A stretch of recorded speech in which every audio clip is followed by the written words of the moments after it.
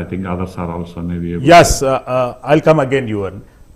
Doctor Venkatarangaiah గారు, అంటే భారతదేశం అంటే ఎప్పుడు ఇతర దేశాలతో సత్సంబంధాలు అనేటటువంటిది ప్రధాన అజెండాగా వచ్చింది. ఫస్ట్ టైం ట్రంప్ ఎఫెక్ట్ అనేటటువంటిది టారిఫ్ల రూపంలో కానివ్వండి, ఎక్స్పోర్ట్స్ రంగంలో కానివ్వండి, ఇంపోర్ట్స్ రంగంలో కానివ్వండి, పర్టికులర్గా ఫార్మా రంగము, వ్యవసాయ రంగం అనేటటువంటిది టార్గెట్కి గురైంది. ఎట్లా అంటే ఒకవేళ ఈరోజు ట్రంప్ ఉన్నారు, రేపు వేరే వ్యక్తి ఉంటారు, భవిష్యత్తులో ఈ ఓవర్కమ్ని ఎట్లా కావాలి ఇండియన్ స్ట్రాటజీస్? శ్రీశైలం గారు మంచి ప్రశ్న అడిగారు. ఏ ఒప్పందాలు లేనప్పుడు లేయటం కంటే ఒప్పందాలు ఉండటం మంచిది, ఒక చట్టంలో ఉండటం మంచిది. దట్టు ఇప్పుడు at a time when so many conflicts are happening in the world, I think it is strategically very important to have a trade deal with the USA. It's not that మనము ఇంతకాలము ఊగిసలాటలో ఉండిందని కాదు కానండి, ఇది definitely వారు అన్నట్టు ఇది strategy. ఇది ఒక మధ్యంతర వ్యూహం అని చెప్పాలి. ఇది ముగింపు కాదు, లేకపోతే మొదలుపెట్టడం కాదు.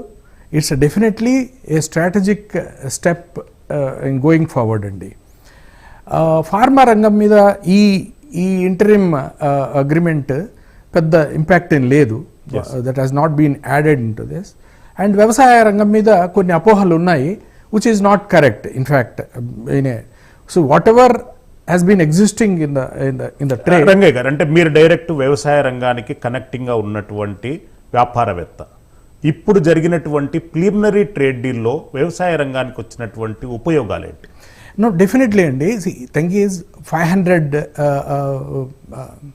billion టార్గెట్ పెట్టారు in 5 years, which is possible.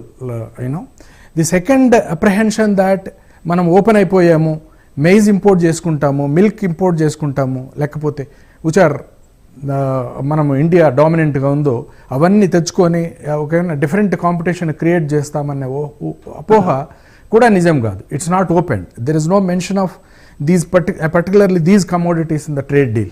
So there is absolutely there is no apprehension or the problem that is immediately going to happen, I mean visible in the scenario. So whatever has been there, that will continue, only aggravate. As this thing ఇప్పుడు 18% ఇదివరకు tariff లేదు, ఇప్పుడు 18% లేవిడ్ అనే మాట కూడా correct కాదు. So డెఫినెట్గా there were tariffs, and then these tariff ఇప్పుడు వియత్నాంతో కానివ్వండి, బంగ్లాదేశ్తో కానివ్వండి, చైనాతో కానివ్వండి, ఎవరితో పోల్చినా కానీ ఇట్స్ ఫార్ లెసర్. సో మనం competitively we can have an upper hand over the other countries also. And the third point is like for example cotton ఉంది. ఒకప్పుడు cotton, I think it started in 1783లో cotton మొదలైందండి trade. So we use to export 100% cotton export చేసేవాళ్ళం. Today we're importing almost 199 million tons we're importing, and whereas we're exporting only 109 million tons. So here the point is the quality. మనము half of the cotton in the world మనం export చేస్తుంటే America నుంచి whatever we are importing is more than whatever we are exporting.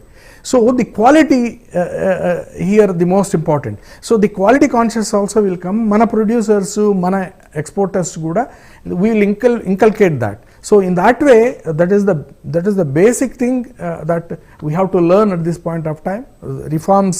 Reforms వస్తే ఎట్లా changes వస్తాయో, ఈ trade వల్ల కూడా will learn lots of things. Doctor Rangaiah మళ్ళీ వస్తాను. సన్నీ రెడ్డి గారు, మీరు ఎట్లా వెల్కమ్ చేస్తున్నారండి